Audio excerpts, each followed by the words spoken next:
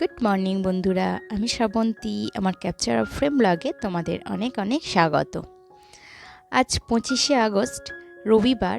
আর এখন ঘড়িতে বাজে প্রায় 8টার মতো। আর এখন থেকে তোমাদের সাথে নিয়ে আমার ব্লগটা স্টার্ট করছি। আশা করছি তোমাদের ভালো লাগবে। তো প্রথমে আকাশের অবস্থাটা একবার দেখিয়ে দিলাম। বেশ মেঘলা মেঘলা করে আছে। আর বাসি যা কাজকর্ম সমস্ত কিছু সারা কমপ্লিট হয়ে গেছে। আর এখন পুজোটা কমপ্লিট করে নিলাম। আর কর্তামশাই উঠে পড়েছে আর মেয়েও উঠে পড়েছে। তো বাজারে যাওয়ার আগে আগে একটু চা খাইয়ে দিচ্ছি। তো মেয়ে আর কর্তামশাই দুজনে বাজারে গিয়েছিল। তো দুজনে বাজার থেকে চলে এসেছে। আর একটু পেস্ট্রি খাওয়ার জন্য মেয়ে বায়না করেছে। তো মেয়ের পেস্ট্রিটা খাওয়া হয়ে গেছে, এখন আমার আর কর্তামশাইয়ের পেস্ট্রিটা। তো আজ এনেছে মাটন, আর সেই জন্য আজকের ব্রেকফাস্ট একেবারে হালকা ফুলকা। একটু আলু সিদ্ধ করে তার সঙ্গে পেঁয়াজ ধনিয়া পাতা কুচি মাখিয়ে নিয়েছি। আর সাথে আছে মুড়ি, চানাচুর আর কাঁচা লঙ্কা।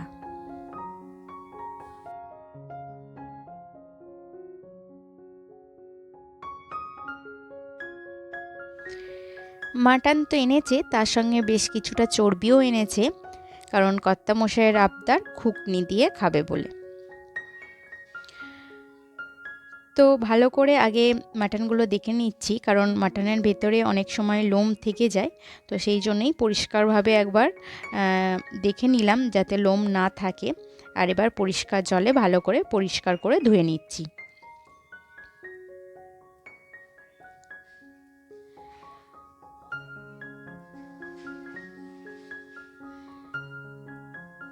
তো মাটনটা একেবারে পরিষ্কারই ছিল, কোনো লোম ছিল না। আর এরপরে মাটনটা ধুয়ে একটু কমিয়ে নিলাম আর চর্বিগুলো আলাদা করে নিলাম। কারণ মাটন যতটা এনেছে তা আমাদের পুরোটা লাগবে না, কারণ আমার মেয়ে খুব একটা মাটন পছন্দ করে না। ও হয়তো 1-2 পিস খাবে। তো কর্তামশাই আর আমি, তো সেই জন্য কিছুটা মাটন তুলে রাখলাম। আর এরপরে টক দই, আদা রসুনের পেস্ট, লঙ্কার গুঁড়ো, হলুদ গুঁড়ো, জিরে গুঁড়ো, ধনিয়া গুঁড়ো, সর্ষের তেল মাখিয়ে একটু ম্যারিনেট করে রেখে দিচ্ছি। তো মাটনের সঙ্গে আমার মেয়ে বা কর্তামশাই একটু প্লেন ভাত খেতে বেশি পছন্দ করে। তো যেহেতু ভাত করব, তো সেই জন্য একটু মাটনের ঝোলই বানাবো। আর আজ যেহেতু রবিবার, সেহেতু তার সঙ্গে চাটনি তো থাকবে। আর মেয়ের আবার মাটন পছন্দ হয় কি না তার জন্য একটু পোস্ত আলু ভাজা, আর তার সঙ্গে একটু লাল শাক ভাজবো, বাদাম আর পোস্ত ছড়িয়ে। আর চাটনি পাঁপড় তো থাকবেই। তো মাটনটা পরিষ্কার করে নিয়ে যা যা সবজি লাগার সেই সব সবজিগুলো আমি কেটে ধুয়ে পরিষ্কার করে নিয়েছি। আর এরপরে একেবারে রান্না চাপিয়ে দিয়েছি। তো এইদিকে সবজি কাটার পর আর রান্না বসানোর আগে কিন্তু আমি ওই ঘরটা পরিষ্কার করে এসেছি।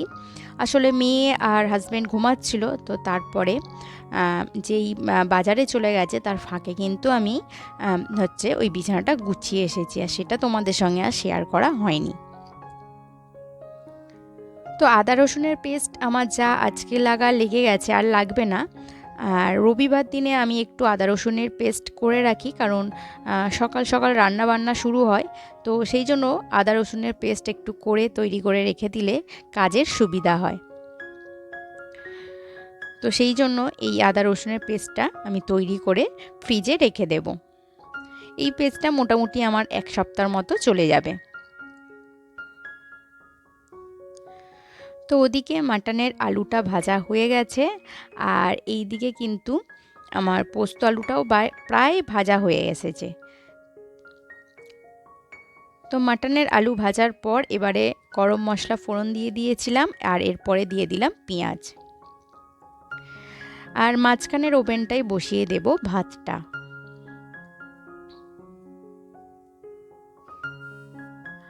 আজ একটু রান্না বান্না তাড়াতাড়ি কমপ্লিট করে নেব, তো যাতে একটু দুপুরের দিকে রেস্ট নিতে পারি। আর সন্ধেবেলা যাব একটু ক্যাফেতে। তো আমাদের কাছাকাছি দুটো ক্যাফে মানে অনেক দিন থেকে স্টার্ট হয়েছে, খুব বেশি দিন হয়নি। তো মেয়ে প্রত্যেক দিনই একবার করে বায়না করছে যে ক্যাফেতে নিয়ে চলো। তো রোজই বলছি যে দাঁড়া, তোর বাবার ছুটি থাকবে যেদিন সেদিন যাব একসাথে। আর আজ যেহেতু রবিবার আর ওর বাবার সাথে বাজারে গিয়েছিল, তো বাবাকে একেবারে রাজি করিয়ে এসেছে যে আজকে ক্যাফেতে যাবই। তো ওর বাবাও বলে দিয়েছে হ্যাঁ। তো আর কয়েকদিন পর থেকেই ওর পরীক্ষা স্টার্ট হবে। তো ভাবলাম ঠিক আছে, তো ওকে একটু ক্যাফে থেকে ঘুরিয়ে আনাই যাক। আর খুব একটা মাটন তো খায় না, তো সেই জন্যে ভাবলাম যাক ক্যাফেতে গিয়ে ওর পছন্দ মতো কিছু খাবে। তো এখানে দেখো, তোমাদের সঙ্গে কথা বলতে বলতে কিন্তু আমার পোস্ত আলু ভাজা আর শাক ভাজাও কিন্তু কমপ্লিট হয়ে গেছে। আর এবারে চাটনিটা বসিয়ে দেব। তো ওইদিকেও মাটনটা কষতে বসিয়ে দিয়েছি, আর ভাত তো হচ্ছেই। আর এদিকে করে নেবো একটু অল্প একটু চাটনি।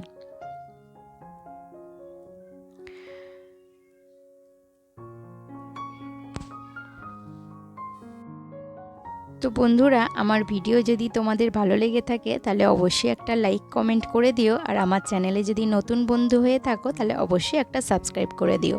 আর যেসব বন্ধুরা সাবস্ক্রাইব করে আমার পাশে আছো তাদেরকে জানাই অসংখ্য অসংখ্য ধন্যবাদ।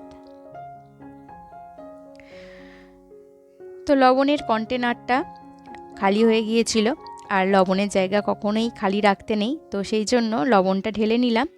আর তার সঙ্গে আরও কয়েকটা টুকটাক জিনিস ফাঁকা হয়ে গেছে, তো সেই কন্টেনারে সেই জিনিসগুলো ঢেলে নিচ্ছি।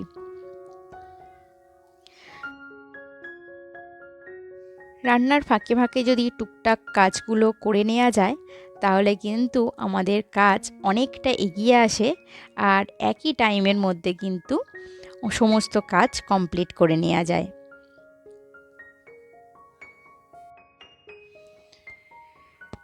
আসলে যখন সংসার পেতেছিলাম তখন কিন্তু এইগুলো মাথায় আসতো না কোন সময়ে কী কাজ করব। কিন্তু যখন মা হয়েছি তখনই মনে হয়েছে সময়কে কিভাবে কাজে লাগাতে হয়, সময় কাজের ফাঁকে ফাঁকে কিভাবে কাজ করতে হয় সেইগুলো এখন শিখে গেছি। 5 মিনিটের কাজকে আরও দ্রুত কিভাবে শেষ করা যায়, আধ ঘন্টার কাজকে কিভাবে 5 মিনিটে করা যায়, সমস্ত কিছু সময় শিখিয়ে দিয়েছে।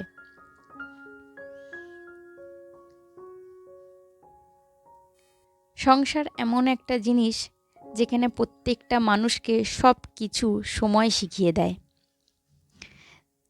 যে মেয়েটা হয়তো সকাল 9টা পর্যন্ত ঘুমাতো, সে আজকাল সকাল 5টা বাজতে উঠতে শিখে গেছে। তো চলো, তোমাদের সঙ্গে কথা বলতে বলতে আমার পাঁপড় ভাজা চাটনি সমস্ত কাজ কমপ্লিট হয়ে গেছে। আর বেশ অনেকটা সময়ই পার হয়ে গেছে সমস্ত কাজ কমপ্লিট করতে করতে। তো সকালে সকলের খিদেও পেয়ে গেছে, তো আজ লাঞ্চে বসে গেলাম। আর এরপরে বেশ কিছুক্ষণ দুপুরে রেস্ট নেওয়ার পর এবারে সন্ধে চলে এসেছি মেয়ে আর কর্তাকে নিয়ে একটু আউটিংয়ে। তো বলেছিলাম এই কাছাকাছি ক্যাফেটাই চলে এসেছি, তো এখানে বেশি স্ন্যাক্স জাতীয় খাবার পাওয়া যায়। তো আমার মেয়ের পছন্দ বার্গার, চিকেন পপকর্ন, তো এই ধরনের কয়েকটা স্ন্যাক্স জাতীয় জিনিস নিয়েছে, কিন্তু কোনো জিনিসই কমপ্লিট করতে পারেনি, সব জিনিসই অল্প অল্প খেতে পেরেছে। আর তার সঙ্গে কিছুটা কোকাকোলা নিয়ে নিয়েছি।